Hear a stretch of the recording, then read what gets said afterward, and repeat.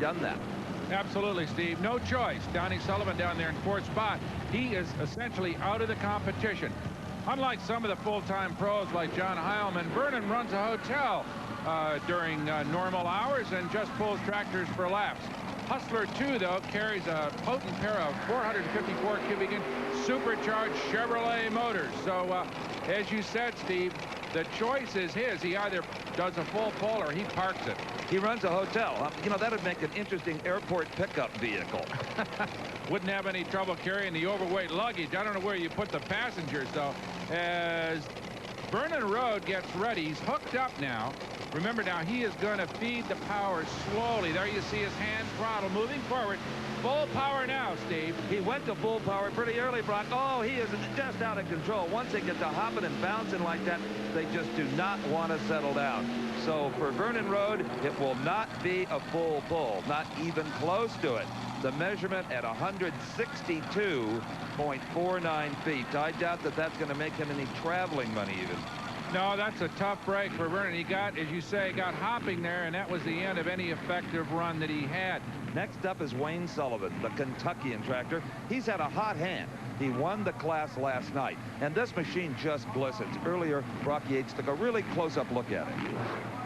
Most of the pulling tractors here are pretty functional pieces, but this one, this is a thing of beauty. This is Wayne Sullivan's tractor out of Gallatin County, Kentucky.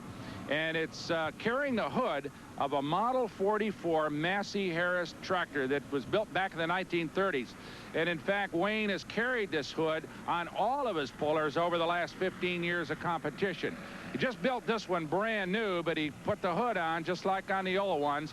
Housed in underneath that hood, a pair of 540-inch supercharged Rodec V8s.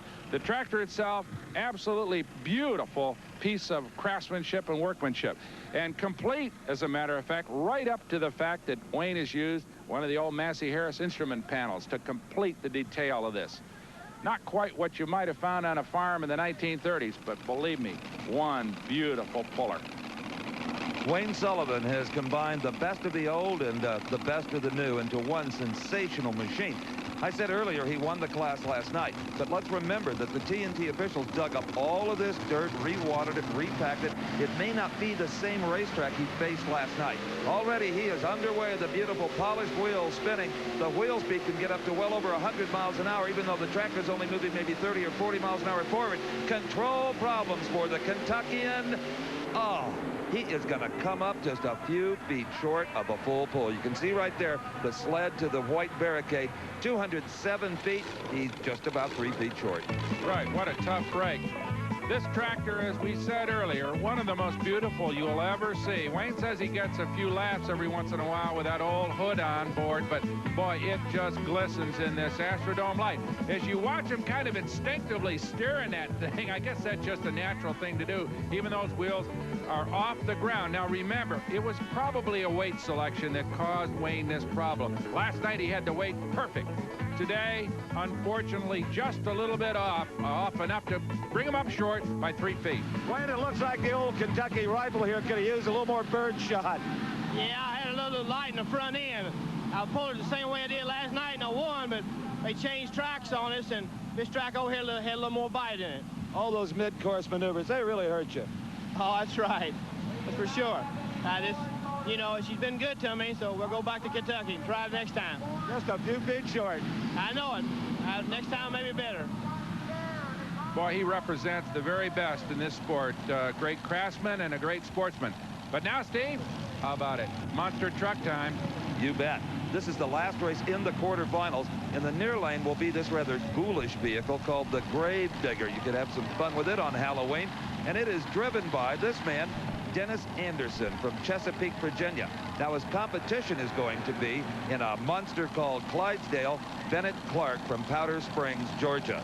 Yesterday out in the pit area parking lot, I found some interesting features on the Clydesdale. There's a lot of ways to shock a monster truck, and no two seem to be alike. Take the Casper truck.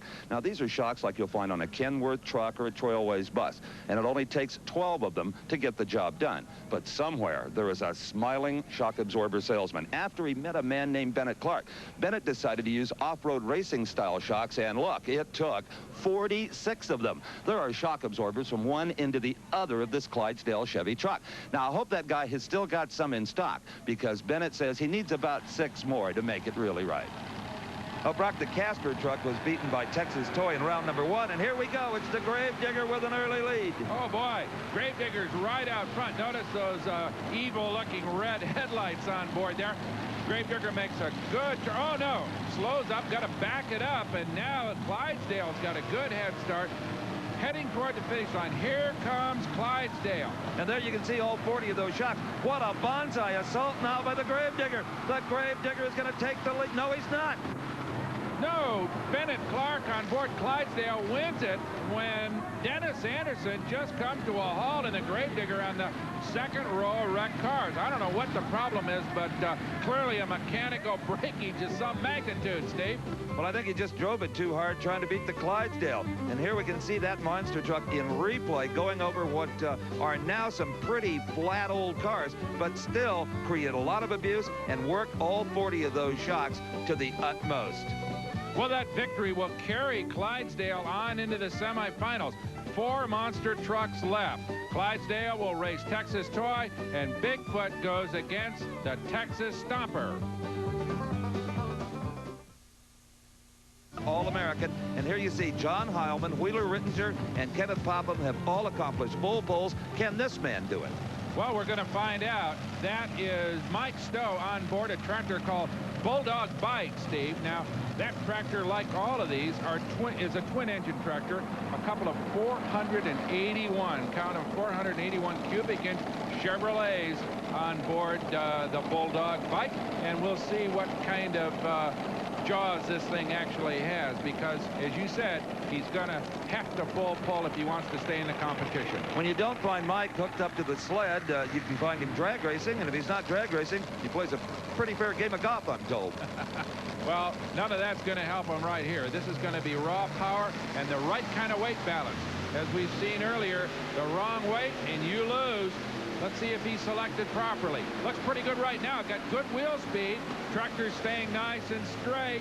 210 feet he has to go, and he comes up short. As you can see, that was the 200-foot marker. So right away, Mike Stowe knows 193.79 feet.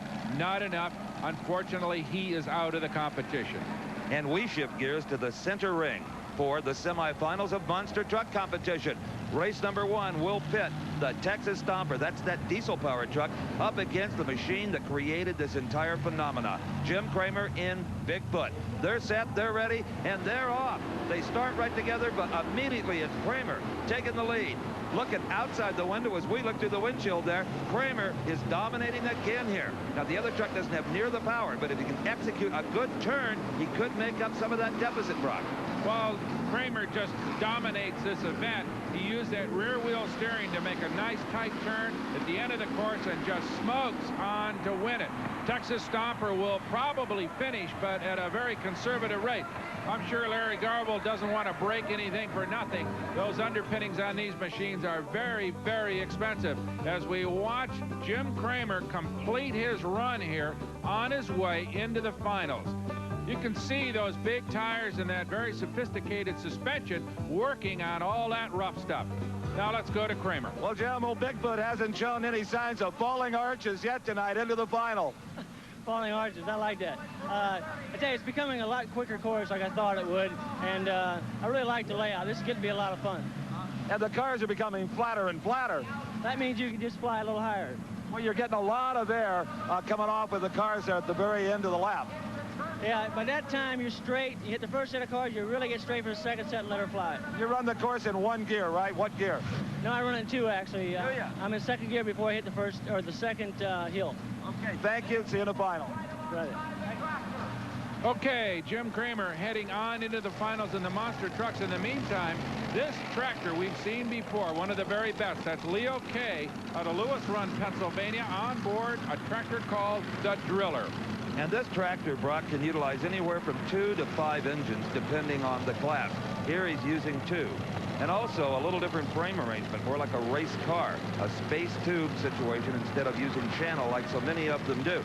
The backing up is a precision process, but he gets a little help from a TNT official there. Good bunch of guys.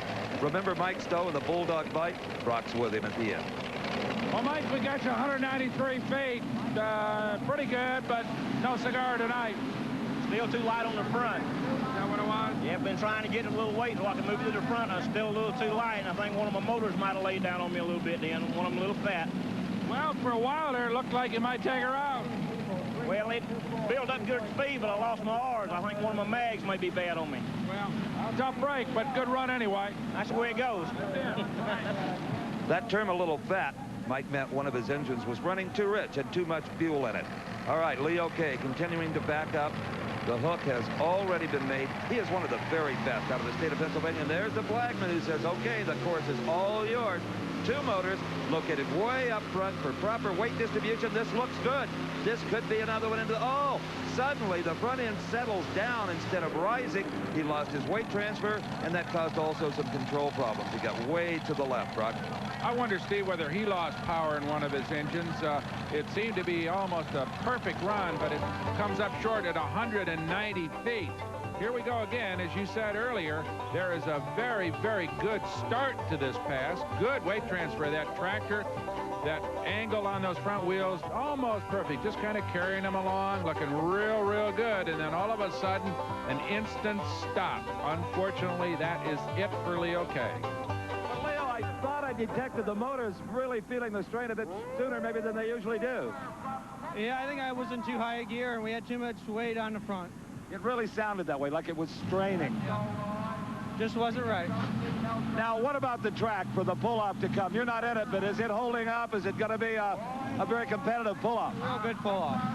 Thank you, Leo. Well, we got 2 more tractors that are going to try to make the pull-off. One of them driven by John Carlson. That's his wife getting ready to fire him up. Will he make it? Stick with us.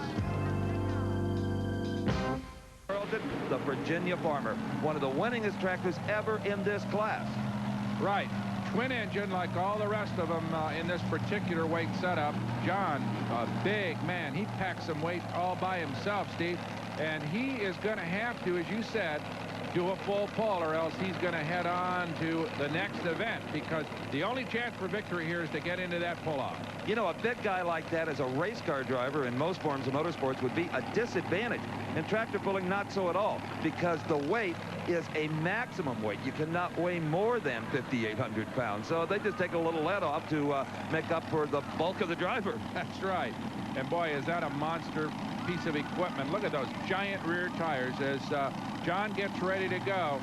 A pair of big Rodex powering this particular tractor. You know, they used to use the big lugs on these tires as they come from the manufacturer. Now they're shaving those lugs off, almost making slick tires out of them. Just a sign of them. He's got it going. Maybe a little too much power too soon. He really hammered the throttle. The weight is way, way off, Brock. He should be carrying that front end a foot, foot and a half off the ground for transfer. That was just, he really missed the setup, and I'm sure he'll be the first to admit it. Oh, he sure did. I know he's disappointed. 165 feet. And that, as you say, was just a simple question of the wrong selection of the weight. Doesn't much matter what the weather's like outside when you've got a dome like that over your stadium. These fans are warm, dry, and having a tremendous time. Looking forward, as we are, to the last race in the semifinals of the monster trucks. It'll be Bennett Clark and the Clydesdale. You remember that truck with all those shock absorbers, against Texas Toy and Larry Cook. Now, Larry Cook, remember, has got a diesel on board, that big converted dually. There's the Texas Toy.